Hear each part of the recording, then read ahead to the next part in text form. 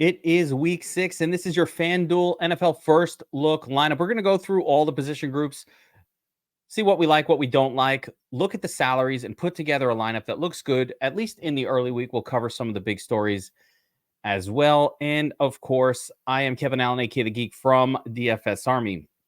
Let's get into this thing. And of course, before I like to actually look at the player list, I do like to put up the game tiles over here on the DFS Army Domination Station, just get a sense of which games are projecting well from a Vegas standpoint. So just a brief glance here, and there are 3 or 4 games that have at least decent totals. You've got this Seahawks Bengals game, which I think is very interesting as an early week possibility, with the Bengals projected for 24 and a quarter team points. And of course, the Bengals have some injuries at wide receiver, which narrows the target pool a little bit, maybe. So we'll take a look at that game, of course. Vikings at the Bears. Bears, really bad defense. Vikings, not a very good defense either. So this game really stands out to me. And the low total, 44.5, a little surprising, little surprisingly low for me. So I look at that and I go, seems like it should be higher. We'll see how that plays out this weekend. Miami has a nice team total here, but the game total really, it's just Miami. You know, the Panthers, 17.5, not good. Game total, decent, but it's really this 31-point team total for Miami that's interesting. Colts are without Gardner Minshew, and it looks like a spot where maybe the Jaguars are projecting well. That team's offense hasn't been that great, outside of London games, but let's see if maybe they turned it around a little bit as well. This one has a 45.5-point total, so we'll be interested in this just a smidge. And finally, I think one of the better ones this week might be actually, it might not be one of the better ones. Let's see what the pricing looks like. But this Cardinals at Rams game here is a 48.5-point total. And again, the Rams are a little bit of a tricky team to deal with right now because the wide receiver pricing is really elevated. It's tough to play any of them, but we'll see how that looks on FanDuel this week. So before we build the lineup, I want to say congratulations to Sliders for taking first place in the bomb. That's the contest I have loaded up right here this past week. Looks like a Burrow lineup. Got Montgomery in there, of course, but pretty simple lineup where Sliders, and I'm not sure if you could see it all, but he basically sold out to make sure he got Chase and Hill, and that really worked out nicely. Got a couple of solid running backs here with Kamara and Montgomery, and finished it off with, a couple cheapies in Raymond Rice, and nailed the defense with the Saints, and that's what you needed to do last week. You were not winning anything without like a 17 to 24 point defense choice, and Saints was actually, if you watched the show I do with Burns, the Millie Maker, how to win your DraftKings Millie Maker each week, that was the Burns special of the week last week. So congrats to Sliders on this 100K win. This is more than once that Sliders has taken down a 6-figure win. My man, you blow me away every time you send me one of these screenshots. So keep it up. That is awesome. And it's beautiful to see that DFS Army avatar proudly displayed in first place. So let's get into the lineup build. And let's just take a look at the quarterback position here on FanDuel this week. And as you can see at the top, we've got Hurts, who's okay here at 8,700 against the Jets. I mean, that's an okay play. But I think Eagles defense is probably the way to go in that game. Fields priced all the way up to 8,500, maybe deservedly so. And I'm interested in him, but I'm probably not super interested in going with the most expensive quarterbacks on the initial build. So we're going to look for something else. Tua has been having pretty good weeks, but again, he gets another non-competitive environment. Not crazy about that. Cousins on the opposite side of the Fields game in terms of being the cheaper quarterback at 8K. Mild interest there. I'm probably more interested in Fields than Cousins. I feel like if Fields is having a great day, if Cousins is having a great day, Fields is probably having an even greater day. So I'd probably be more into Fields than Cousins there. Goff on the road. Trevor Lawrence at home against the Colts at 7,600 is interesting. Again, Lawrence hasn't shown much ceiling this season. He's averaging just 15.1 fantasy points per game, so it's not great. But maybe it's time to turn around. I don't know. It's going to be hard to pull the trigger on Lawrence, or certainly hard to trust him until we start to see him putting up numbers. The quarterback I am going to go with for this build, though, is Joe Burrow. I really love the spot. I don't understand. I think he's mispriced here. I think he should be one of the more expensive, or at least up there, not at 7,500. So I already like this game. The Bengals project well. Burrow coming up a pretty decent game last week. I think he can build upon it. So I'm going to put in Burrow to start this lineup off. Just to continue reading down the list, though, I think Stafford is like somewhat viable, somewhat against Arizona, just because Arizona defense and he's got all those great wide receivers, but only somewhat. I'm generally not going to play Matthew Stafford most weeks. Brock Purdy against Cleveland, Purdy is pretty consistent for a 7K guy, but Cleveland not the best defense to target. I'm not touching Watson, but the other quarterback that holds some interest here for me a little bit is CJ Stroud. Just Stroud's been pretty good and he's priced all the way down. I just need 20 out of him at 7K. So, I mean, I think he could get there. He'll be somebody that will be in my mix this week. I'm not sure Des Ritter can follow up his smash last week with another one. And again, Dobbs can probably do it, but I got burned by him last week. So I'm not feeling like I want to go back to it right now early in the week. Might change my mind there, but that's about it for the quarterback position. I mean, you want to take a crazy shot. You can have some dirty stacks with like a Bryce Young down here or something, or even Gardner Minshew at 6,500 holds just a little smidge of interest. I'm going to think about it. I think Gardner Minshew at 6,500 at this price probably will make my lineup mix for tournaments this week. But I'm going to go with Joe Burrow for this, what I'm going to call sort of a core build, right? This is in the $55 monster. I want to replicate Sliders win. That's my goal. So we'll see if we can pull it off. All right, let's slide over to the running back position. And, there's been a lot of injuries this week at running back. So I really want to scan the salaries and see who pops for what salary level. Obviously, Christian McCaffrey is generally a good play, but at this point at 10-3, the price is becoming, how would I put this? The price is untenable. I don't think you can afford a 10,300 salary player on FanDuel and still field an acceptable lineup. So probably not going to go there. A-Chain is out this week, but Raheem Mostert was priced up by FanDuel in advance. DraftKings would get a little bit of a bargain price on Mostert. I think he's better used over there. On FanDuel, I'm probably going to look for alternatives. Kenny Walker's fine, but 8,400 a little expensive. Kyron Williams is somebody I also like a lot this week, just in general.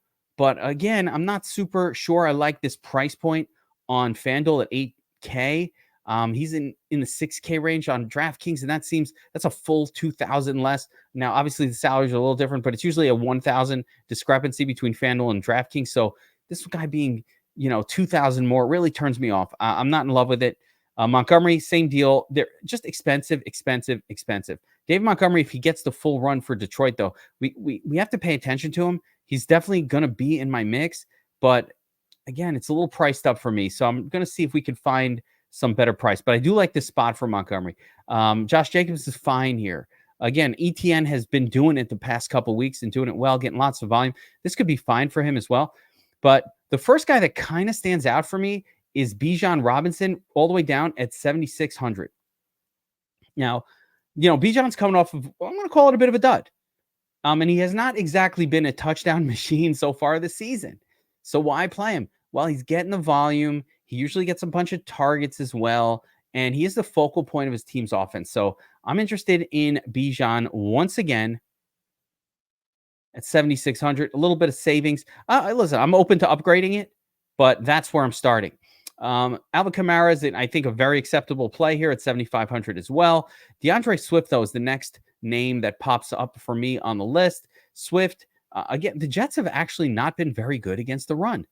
But here's the thing. The reason that happens is because the Jets are particularly good against the pass. And what ends up happening is teams just like it's a little easier to run against them. And there are turnovers because it's the Jets and all of that, Wilson's interceptions and all this. So I expect the Eagles to get a lot of turnovers in this game. And that could lead to scoring opportunities for the running back, which is Swift. So I see Swift getting in the end zone in this one. And I have no problem rolling him into some lineups. There are a lot of other options, though, on this slate as we continue down. And we don't have to replace Bijan. Like I said, this is a little bit pricey.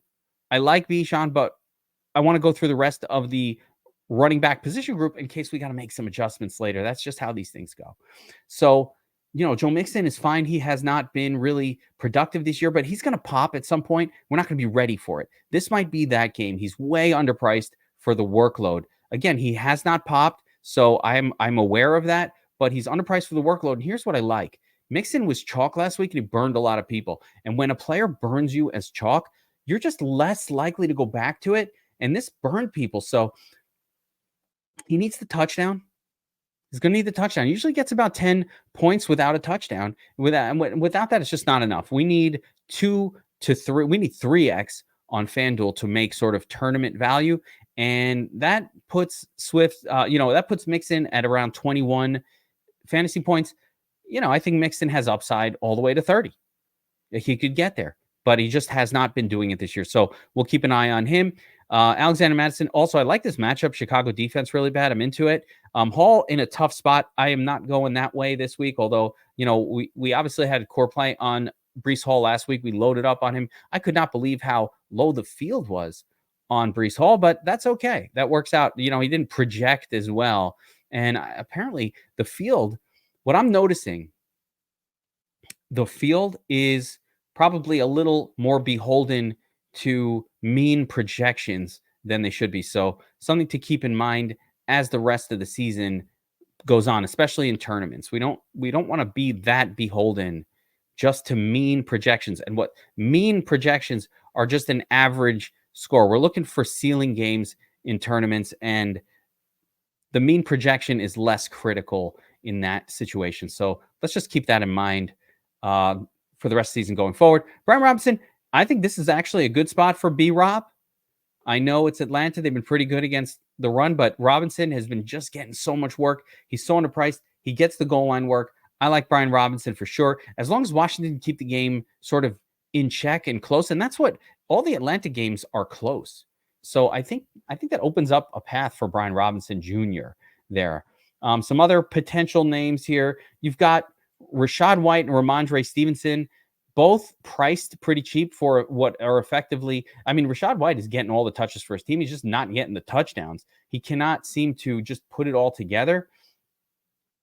I think he's got 1 touchdown on the season. But when he does get the touchdown, he'll get you 20 for 6K. I think at some point, that decent game is coming for him, but I don't think he has the 30-point upside either. Ramondre Stevenson just, again, hasn't been getting it done. Splitting touches with Zeke. Not super excited about that. Donta Foreman, not priced down enough. I think he will start for Chicago, and from what I can tell, he should get a heavy workload. So I'm going to have some interest in him. Donta Foreman absolutely was good last year. He wasn't just like another guy. He was actual good last year. So there's a sneaky chance that Donta Foreman is actually good in this game. As far as I can tell, all of the other running backs for the Bears are out. Now, I'll confer with Bobby Wow on Friday on Tournament Tactics, get this thing figured out. But right now, I don't mind Donta Foreman dropping him in the flex at 60. He is a touchdown scorer, and I got a good feeling about him. I do. Definitely some other interesting spots here. Dameon Pierce is, getting a lot of touches as well for the Texans, and 5,900. Again, one of the keys on FanDuel to winning is if you can catch one of these cheaper running backs that get a touchdown, you're really in good shape. And if they get some yardage in a touchdown, they can make value and they can really give you an advantage and allow you to reach up for some of the tougher positions to find cheap versions of at wide receiver. Couple other names here. I guess Miles Sanders still getting all the work for Carolina. So let's take a look at what he did last week. Yeah, just terrible. He's just been a disappointment. Miles Sanders has been a disappointment for his whole career. Sick of it. Fucking sick of it. Amari DeMarcado possibly starting for James Conner this week. He looked pretty decent, but this is not the greatest spot for running back, but he looked decent running the football last week. But, he's probably the 3rd or 4th stringer for a reason. So let's not get too excited. I feel like there was one other running back floating around here of interest, but no, I believe that's it. So we've got our trio here. Let's move on, and actually let's get our defense plugged in before we talk about, wide receiver and tight end. I like to just get a feel for what the cheapest viable defense or some version of the cheapest viable defense is on a slate. So on the DraftKings video, I used Tampa, and they're pretty cheap here on FanDuel as well at 3,400. But I want to kind of see if I can switch that up and find a different team that maybe looks a little bit better. We can maybe afford to spend a little bit more on FanDuel than DraftKings. Usually there's a little more salary leeway on FanDuel. So Seahawks, no. Commanders at Atlanta, maybe. Vikings at Chicago, maybe. I think Rams at home is actually a decent spot. I'm not sure I want to pay up, but this spot does look pretty decent. Atlanta at home against Washington could work. Howell, ups and downs with him. Raiders, I guess. I mean, the Patriots offense has been pretty rough. So, the Raiders could be viable as well. Saints, Miami, Eagles. Eagles at the Jets is the sort of Eagles at the Jets and definitely San Francisco. So Eagles and San Francisco are rightfully priced the highest. I think they're both great spots. I'm not sure I want to play either of them because I don't want to pay up that high. So I am going to go all the way back down to Tampa in this one because I'm just seeing I got to go all the way up to 4K, 4,200 for some mysterious ones. If I want to lock button in a strong defense, I got to pay all the way up to here. So I want to see how much salary we have at the end to see if that's even viable. But I don't mind upgrading that defense to Eagles or 49ers at all. All right, tight end position. And this is FanDuel. Tight end is actually pretty important on FanDuel. There are touchdown scores, and there are a bunch of tight ends that are super in play here. Laporta, as long as Amon-Ra St. Brown is out for Detroit, you would think Laporta is in a elevated targets potential position. So that's certainly interesting for me. TJ Hawkinson, 6,700. No Justin Jefferson could become the focal point of his team's passing offense. So I like Hawkinson for sure. Goddard had the big week last week. That's always fine. George Kittle, decent most weeks. A lot of ups and downs with him. Cole Kmet's been doing it. And I kind of like this idea of playing Cole Kmet as well. I like this game environment. And I do think we're going to see some touchdowns. But I don't think I can play Kmet this close in price to Hawkinson. So unless I'm saving a lot, I'm probably thinking Hawkinson. All right, so my pay down option, Dalton Schultz coming off, I believe it was 10 targets last week. Yeah, 10 targets, 7 receptions. Nice little score, got a touchdown. If he could do that again. So I really loved what I saw to Dalton Schultz last week as well. I'm not sure that we'll see that again, but man, that was great. And it's not like he hadn't done it like that with who was he with? Yeah, with the Cowboys last year and for the last couple of years. So he was a talented wide receiver, or he was a talented tight end, talented pass catcher that was productive for fantasy. And it looks like, at least for 1 week last week, they got him involved. Logan Thomas also coming off a really big week. But I'm going to try to squeeze in TJ Hawkinson here. I like him as long as, with Jefferson out. I just think he's got to get a few extra targets this week. So why not give that a shot? Okay, we're sitting on 7K left per position. And we also have the potential to upgrade this running back spot and the defense. So let's see what we could figure out here. Obviously, Tyreek Hill has been incredible, but the man you want with Joe Burrow is Jamar Chase. He's priced way up here. So we're going to have to be creative to complete this lineup. And that's part of the reason why I kind of knew I had to go cheap in some of these other spots to squeeze Jamar Chase in there in the stack with Burrow. Tyreek Hill, though, also a good spot, 9,800. He's just putting up 35, even when they don't need him. He's so good. He's so good at football. 28 last week, 27. Non-competitive game environment, doesn't matter. Cooper Kupp at 8,700, again, priced up a little bit here beyond. I just think you got to go with Chase at that point, but Kupp is great.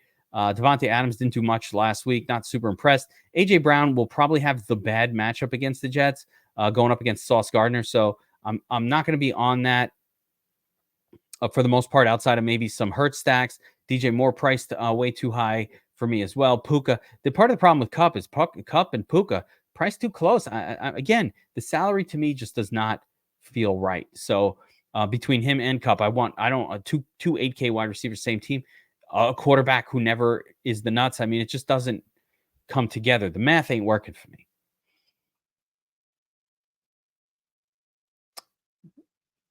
Thielen at 7,400 at this point is getting ridiculous. I don't mind Devontae Smith as the alternative to AJ Brown this week. Again, if Sauce is going to be on Brown, I think it becomes a Smith week. So let's keep an eye on that. But that's not a game environment I'm looking to target on purpose. So we're probably going to stay away. Ridley at this price, I don't mind it. I don't mind Ridley. Yeah, 8 targets, 7 receptions. I mean, I wish he would see more volume than what he's seen, but it's kind of good enough. We're going to have to save some money, and I know where I want to go. But we're going to talk through some of the rest of these spots. Nico Collins, interesting. 6,800, a little pricey, but I think Tank Dell will be out for Houston. So he's going to be in my player mix for sure. Waddle, sure. Yes. Jacoby Myers, interesting. But the first guy I want to plug into this lineup here, or the next guy I want to plug in, is Jordan Addison at 6,700. Man, that leaves us only 5,600. It is tough. It is tough to make a lineup with Jamar Chase, but I do think I have a player for the cheap zone that I really like. So I'm going to leave this the way it is, even keeping in mind that, of course, we could drop this tight end all the way down to a 5K. We'd be able to come up on this last spot to 8 to 7.5 in this range. So there are a lot of different ways to go. But I do have a low-cost player that I think will fit right in here. But just to kind of look through the rest of this lineup, Cooper, bad spot. Lockett, meh. I mean, good situation. Wouldn't mind Lockett in terms of like a bring back, but he's not somebody that stands out for me this week. I think Christian Kirk is fine. Pittman, I actually like Pittman at 6,500 with Gardner Minshew at the helm, so I would be very happy to play him this week as well. Let's see. Godwin. Yeah, with Mike Evans out, Godwin it's almost must play. I don't see how he doesn't get 8 or 9 targets for 6,300. You know what? You got to put Godwin in there. Let's see how much we have left. 6K. So, man, I'd love to get Godwin and Addison in this lineup. I don't know if it's possible. Let me think on this. Godwin and Addison, and we've got 700 left over. We have no leeway here. Nothing to do here.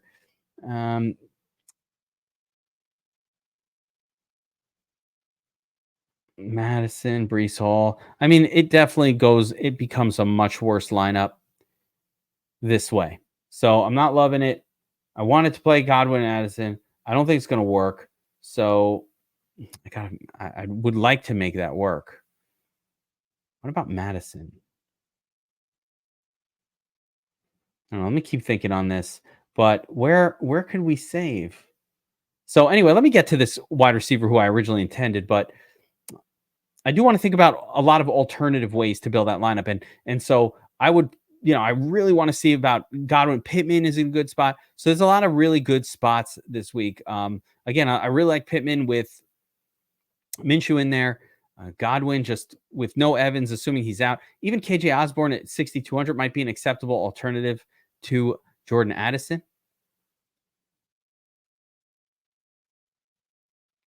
Continue on down here. The player I'm going to plug in is Josh Downs. And here's the thinking.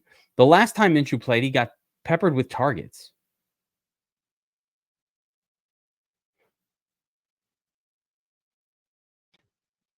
I'm just not sure that people remember that. This guy got 12 targets the last time Minshew played. And I mean, he put up a decent 10 score for the 5,600 price point. But if you give me 12 targets, 8 receptions for 5,600, I'll just take it. I'll accept whatever comes from that. So again, a couple of mysterious spots that I might probably look to change over the course of the week. I'm going to continue to explore Donta Foreman, make sure that he is the absolute locked in starter for the Bears to keep that in place. And, I'm certainly looking at different ways where I might shift a couple things here and try to get Godwin in there somehow. But for the most part, that is your FanDuel NFL Week 6 first look. Quick note at the end here, of course, make sure to like, subscribe, notification bell, all that good stuff for the YouTube channel here. But I want to show you guys something really cool. Here at the FS Army, we have a free month offer. I know you guys want to get signed up at the FS Army. A lot of you are, but some of you are not. But if you're been thinking about checking it out, of course, we cover Prize Picks and all the prop games. We got Sniper and Will Lynn giving out plays constantly. NHL starting up this week. We got NBA starting in a week from now. You want to have VIP access.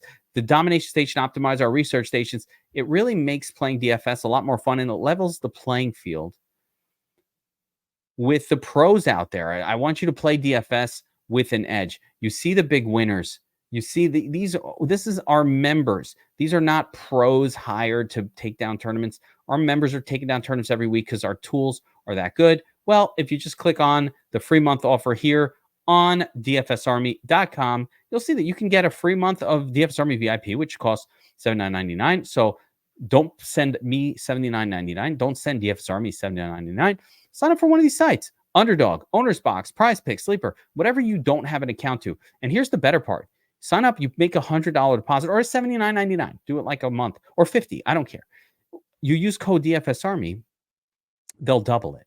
So you put $100 into Prize Picks, you use code DFS Army. Now you have a $200 Prize Picks bankroll, and then you get your free month of DFS Army VIP, which we cover Prize Picks, and you'll smash. So you could play that and make more money, or hopefully lose less, because either using good tools or you got your original deposit doubled. And plus, you have a DFS Army membership. You get to check it out. And if you want it, you stick around. And if you say, hey, this ain't for me, okay, no harm, no foul. We'll see you next time. So just go to free month here and get subscribed. Sign up using code DFS Army to any one of these sites. And then you would email us. Read the instructions here. You're going to email support at DFS Army and let us know that you signed up there, and we will send you a code for a free month. All right, that's going to do it for the FanDuel First Look. I will see you guys later in the week, breaking down the game plan. We got the showdown breakdowns all week long, and of course, tournament tactics and how to win the DraftKings Million Maker, all your favorite DFS shows in one spot. So make sure to hit that notification bell here on the DFS Army channel so you're notified whenever we go live with one of our shows. Take care, everybody. Good luck this week.